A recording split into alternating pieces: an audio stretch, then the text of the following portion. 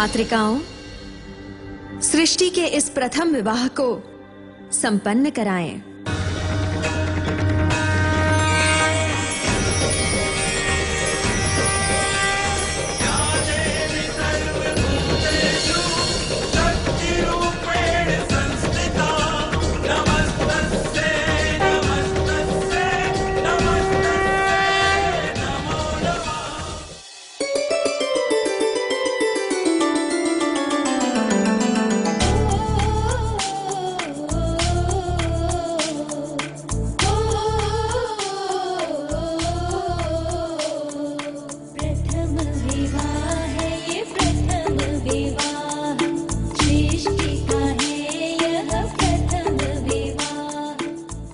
मैं दक्ष पुत्री अदिति माँ दुर्गा की कृपा से आपको अपना पति स्वीकार करती हूँ।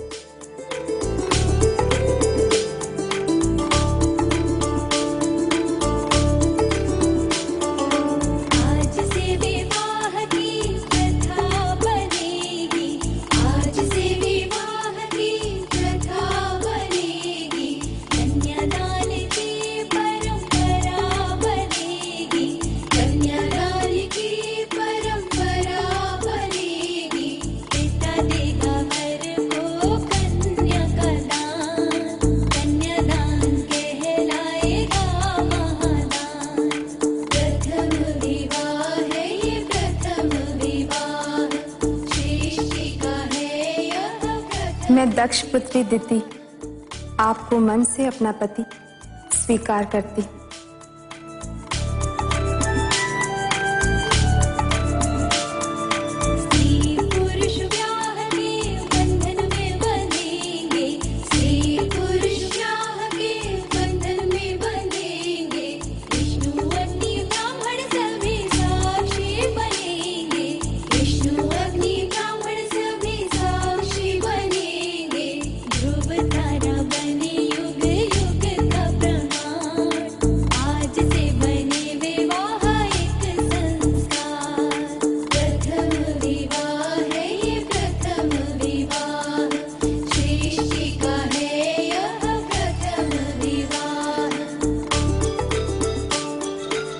मैं दक्षपुत्री दनु माता को साक्षी मानकर आपको अपने पति के रूप में स्वीकार करती हूँ।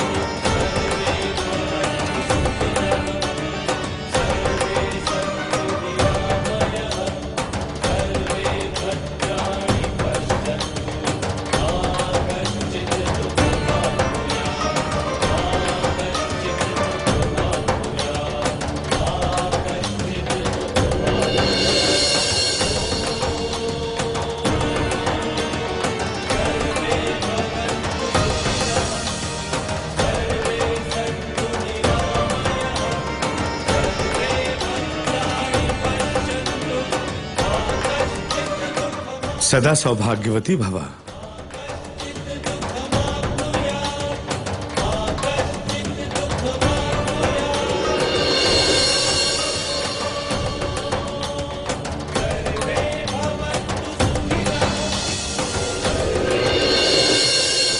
कश्यप, हमें तुम पर गर्व है पुत्र। ये तुम्हारे लिए सौभाग्य की बात है कि मां दुर्गा ने सृष्टि में जीवन के प्रादुर्भाव हेतु सभी कुलों को जन्म देने के लिए तुम्हें चुना है। आप सभी हमारी कुल वधुएं हैं। हम सप्त ऋषियों का आप सभी को आशीर्वाद है। आप मां दुर्गा के आदेशानुसार सृष्टि को ऐसी संतानें दें जो उसे संपूर्णता प्रदान कर सके।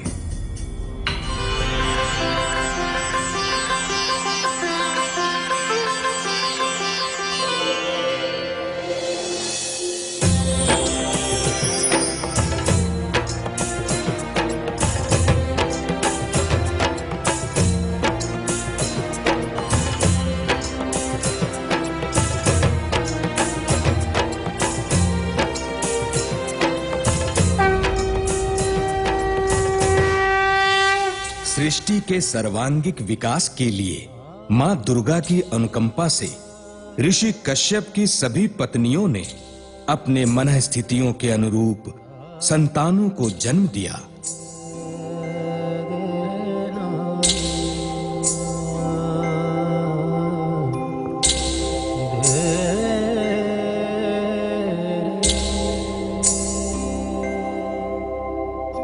काद्रु ने सरीसर्पों को,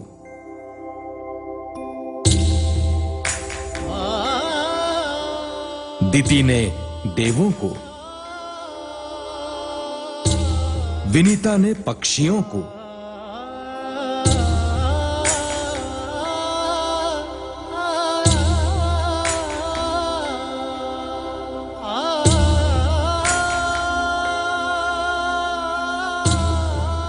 एवं दानु ने असुरों को जन्म दिया।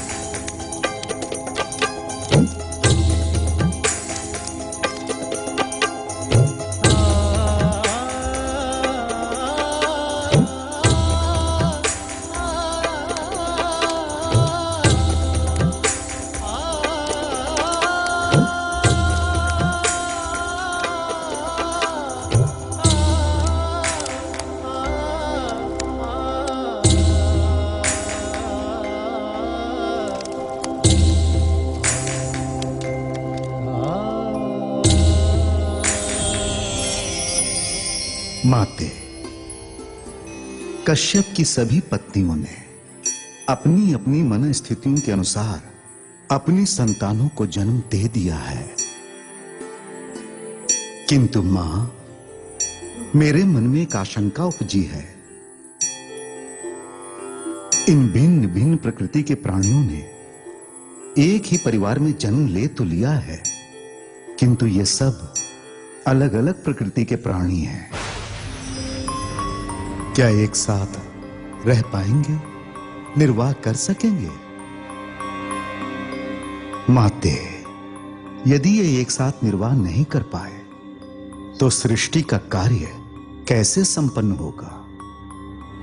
ब्रह्मदेव, केवल कश्यप ऋषि का आश्रम ही एक परिवार नहीं है, अपितु इस समस्त संसार को ही एक परिवार समझें। तभी स्थितियां संदर्भ सहित समझ में आ पाएंगी। सृष्टि के सर्वांगीण विकास के लिए जीवों में समानता नहीं, असमानता की आवश्यकता होती है, क्योंकि समानता विकास के प्राकृतिक प्रवाह को रोक देती है और असमानता उस घर्षण को जन्म देती है जो विकास का आधारभूत कारण बनता है। इस संपूर्ण सृष्टि को देखो, इसमें तुम्हें पग पग पर असमानताएं ही दृष्टिगोचर होंगी। अनेकों ग्रह हैं इसमें, उपग्रह हैं, नक्षत्र हैं। उन सब के आकार अलग अलग हैं, उन सब की अलग अलग गतियां हैं। उनको बनाने वाले आधार तत्व भी भिन्न भिन्न हैं और सृष्टि के हर अंग में व्याप्त असमानता के ही कारण उनके सभी कारक तत्वों के बीच एक अदृश्य संतुलन होता है और सृष्टि के हर अंग में व्याप्त असमानता के ही कारण एक अदृश्य संतुलन का निर्माण होता है। इसलिए ऋषि कश्यप की भिन्न भिन्न प्रकृति वाली संतानें सृष्टि के सर्वांगीण विकास में पूर्ण रूप से सहायक भी सिद्ध होंगी। और देखना, आगे चलकर यही कश्यप संतानें सृष्टि के 33 करोड़ योनियों को जन्म देंगी। मेरे प्रिय पुत्र, मैंने तुम्हें सारा ज्ञान दे दिया और अब मैं तुम्हारी परीक्षा लूंगा ये जानने के लिए कि तुमने उस ज्ञान को कितना आत्मसात किया है। पुत्रों, मुझे बताओ, तुम्हारे दृष्टि में ब्रह्म क्या है? पुत्र इंद्र, तुम बताओ। पिताश्री, ब्रह्म परब्रह्म का वो अंश होता है जो इस संसार के हर प्राणी के हृदय में विद्यमान होता है और जिसकी मनस्थिति जैसी होती है वो उस ब्रह्म की वैसे ही कल्पना कर लेता है।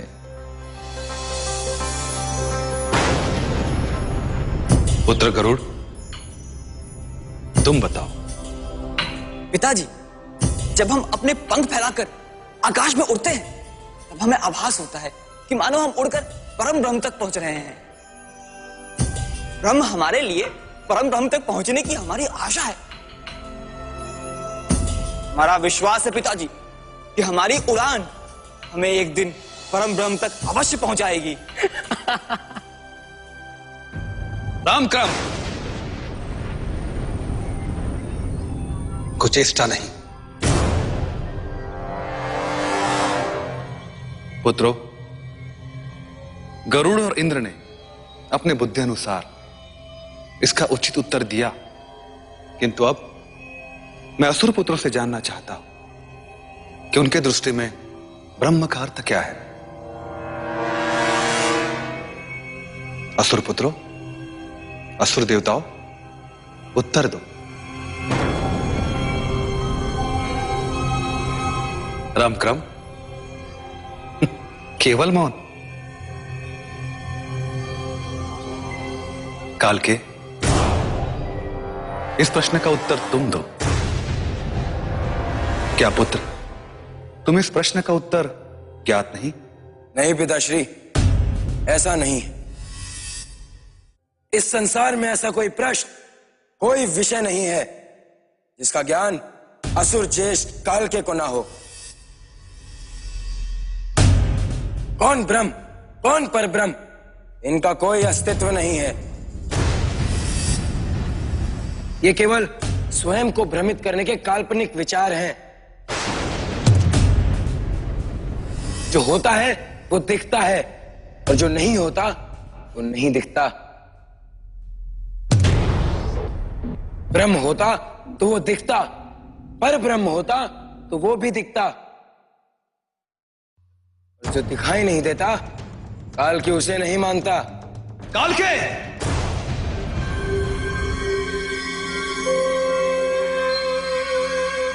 तुम मुझे ऐसे विचारहीन उत्तर कैसे दे सकते हो? अपने देव बंधुओं से कुछ सीखो। पिताश्री, हमें इन तुच्छ देवों से सीखने की कोई आवश्यकता नहीं है। काल्की स्वयं किसी भी प्रकार का ज्ञान प्राप्त करने के लिए सक्षम है।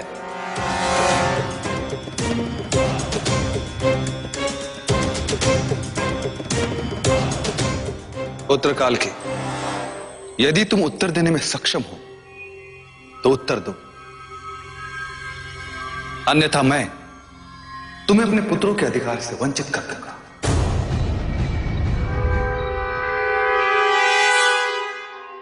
आप ऐसा कैसे कर सकते हैं पिताश्री? जो दिखता ही नहीं है, जिसका इंद्रियों से कोई अनुभव ही ना किया जा सके, उसके अस्तित्व को हम नहीं मानते। और जो है ही नहीं, उसके लिए इन तुच्छ देवों से हमें कम बताया जाए, ये कहां का न्याय है? नहीं पिताश्री, हमारी दृष्टि में ये ज्ञान नहीं अज्ञान है। काल्के, जिह्वा पर संयम रखो।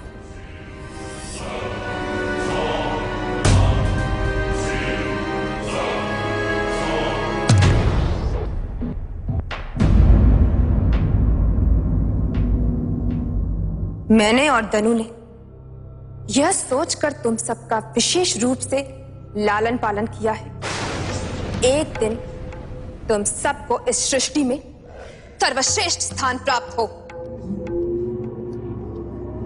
और उस अदिति पुत्र देवों को निकृष्ट स्थान मिले। किंतु आज जो हुआ वो ठीक नहीं हुआ।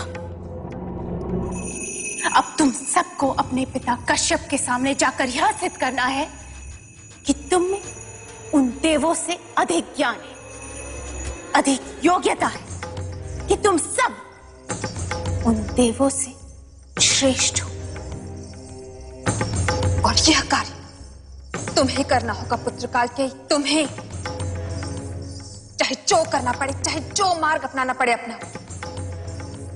किंतु मैं चाहती हूं कि पिता कश्यप के सामने मेरे पुत्र सर्वश्रेष्ठ सिद्ध हो। आप चिंता ना करें माते, वो तुच्छ देव हमसे कदापि नहीं जीत पाएंगे, ना ही युद्ध में और ना ही ज्ञान में। आप केवल हमें आशीर्वाद सहित आज्ञा दें। अब हम यहाँ ऐसा ज्ञान लेके वापस लौटेंगे जो स्वयं पिताश्री के पास भी नहीं होगा। वो ज्ञान हमें प्राप्त होगा ऋषि दंडपाणि से।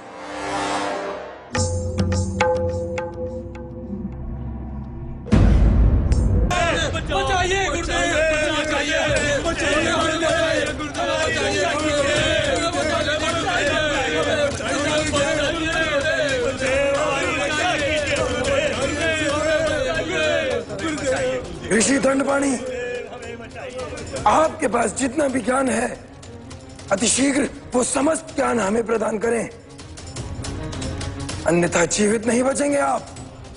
नहीं, कदापि नहीं। तुम जैसे कुपात्र को हम अपना ज्ञान कभी नहीं दे सकते। मूर्ख, यह ज्ञान मां दुर्गा की इच्छा और कृपा से मिला है। यह ज्ञान मानव कल्याण के लिए है, दानव के लिए नहीं। मूर्ख, मिलेगा तुम्हें इसका दंड अवश्य मिलेगा, परंतु से सारा ज्ञान छीनने के बाद।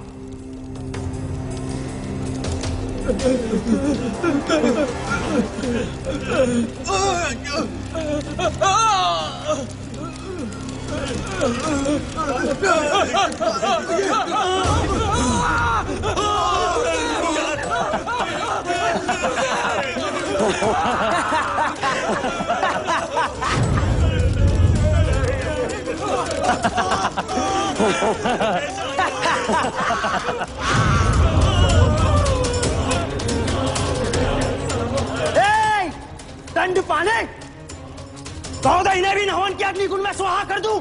नहीं, तुम ऐसा नहीं कर सकते। ऋषि दंडपाणि, हम चाहें तो तुम्हारे इन ऋषियों के साथ इससे भी बुरा व्यवहार कर सकते हैं। यदि तुम चाहते हो कि ऐसा कुछ ना हो, तो वो करो जो हम चाहते हैं। रुको।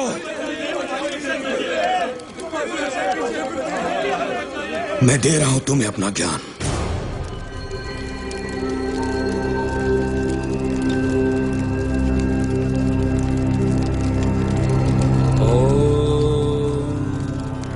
अहं सर्वाणि ज्ञानानि त्वां प्रपद्यये। ॐ अहं सर्वाणि ज्ञानानि त्वां प्रपद्यये। ॐ वैचाक्षिकामरूपाय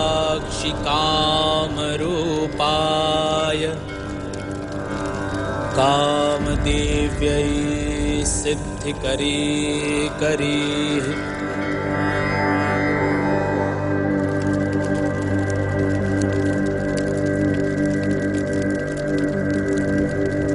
कालके, हमने तुम्हें अपना समस्त ज्ञान दे दिया है।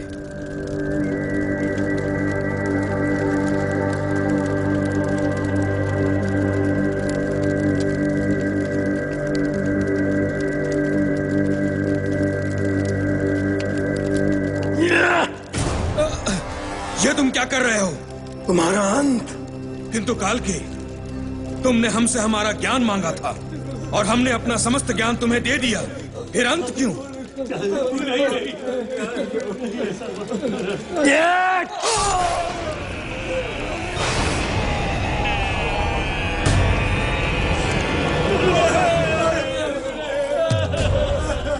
क्योंकि हम नहीं चाहते ये ज्ञान हमारे अतिरिक्त और किसी को भी प्राप्त हो।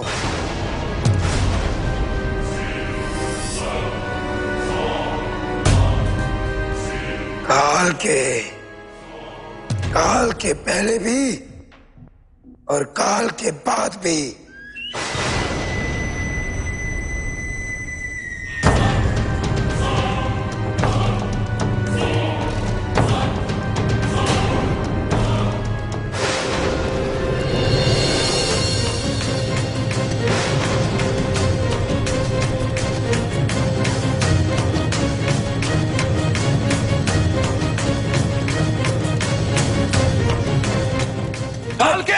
ये मंत्र तो स्वयं माँ दुर्गा ने महर्षि दंडपाणि को दिया था।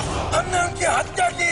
काल के असुर और दानव, तुम्हें श्राप देता हूँ, तुम्हें संसार में सम्मान और आदर की प्राप्ति कदापि नहीं होगी।